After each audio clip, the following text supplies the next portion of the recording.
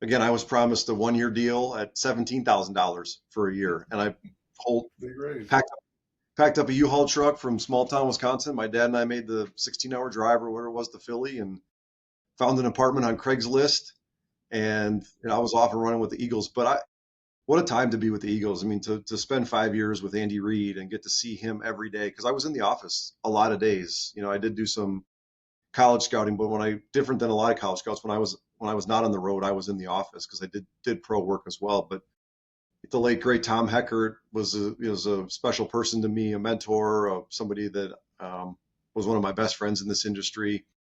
He gave me so many chances to kind of see how an entire organization scouting operation runs. Obviously, Jason Light was there. That was how I got my connection to Tampa. Another one of my best friends, Howie Roseman, Matt Russell, Brett Veach, Ryan Grigson. I mean, there's 4 or 5 GMs right there. And then you go to the coaching side, Sean McDermott, Doug Peterson, David Culley, the late great Jim Johnson was there too. Pat Shermer. I mean, Brad Childress. I mean, there's about 7 head coaches. I'm probably leaving a couple out. There's like 7 head coaches that were on that staff too. And what a fortunate place for a young aspiring scout to be around all these great football minds. And they were already rolling when I got there. They had just come off of losing that Super Bowl to the Patriots, and we had one down year when I got there, and I thought I was gonna get fired because I was the new guy, and they really had never lost. I remember Heckert telling me, "I've never had a losing season in my entire career, and you show up and we get a losing season." But thankfully, thankfully they took care of me, and it was a great 5 years. It was Yeah. with a lot of special people. I think that's one thing I take from it is a lot of special, really good, highly intelligent, hardworking people, and it shouldn't be a surprise then that we were good. Yeah.